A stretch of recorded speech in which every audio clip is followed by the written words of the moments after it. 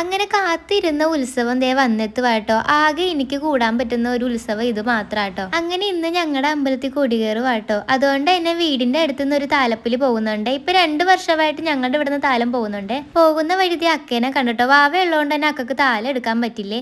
ചെന്ന ഉടനെ ഞങ്ങളിത് ചായയും പഴംപൊരി ആട്ടോ കഴിച്ചിട്ടുണ്ടായിരുന്നത്. ഞങ്ങളുടെ ഇവിടെ താലം എടുക്കുന്നവർക്ക് ചുക്ക് കാപ്പി എണ്ണക്കടികളും ആട്ടോ പൊതുവെ കൊടുക്കാറ്. നിങ്ങളുടെയൊക്കെ അവിടെ എന്താ കൊടുക്കണേന്ന് കമന്റ് ചെയ്യണേ. അമ്മമാരെല്ലാവരും ചേർന്ന് താലത്തിന് വേണ്ടതെല്ലാം റെഡിയാക്കുന്നുണ്ട്. ഒരു 7 മണിയൊക്കെ ആയപ്പോഴാട്ടോ താലം അവിടെ നിന്ന് എടുത്തിട്ടുണ്ടായിരുന്നത്. കുറച്ചു നേരം താലവുമായിട്ട് നടന്നു കഴിയുമ്പോഴത്തേക്കും നമ്മൾ ജംഗ്ഷനിൽ എത്തിയിട്ടുണ്ടായിരുന്നു കേട്ടോ. പിന്നെ അവിടെ അരമണിക്കൂർ താലം വെച്ച് വെള്ളമൊക്കെ വേണ്ടവർക്ക് വെള്ളമൊക്കെ കൊടുത്തിട്ടാട്ടോ പിന്നീട് അവിടെ നിന്ന് അമ്പലത്തിലോട്ട് പോയിട്ടുണ്ടായിരുന്നത്. 7 മണിക്ക് താലം എടുത്തെങ്കിലും നമ്മൾ അമ്പലത്തിൽ എത്തിയപ്പോഴത്തേക്കും ഒരു 8:45 കഴിഞ്ഞിട്ടുണ്ടായിരുന്നു കേട്ടോ. ഞങ്ങൾ ചെല്ലുന്നതിന് മുന്നേട്ട് തന്നെ കൈകുട്ടിക്കളിയും തിരുവാതിരയൊക്കെ തുടങ്ങിയിട്ടുണ്ടായിരുന്നേ. താലമൊക്കെ നടക്കുന്ന നേരെ വെച്ചിട്ട് ഞങ്ങൾ നേരത്തെ പരിപാടി കാണാനായിട്ടോ വന്നിട്ടുണ്ടായിരുന്നത്.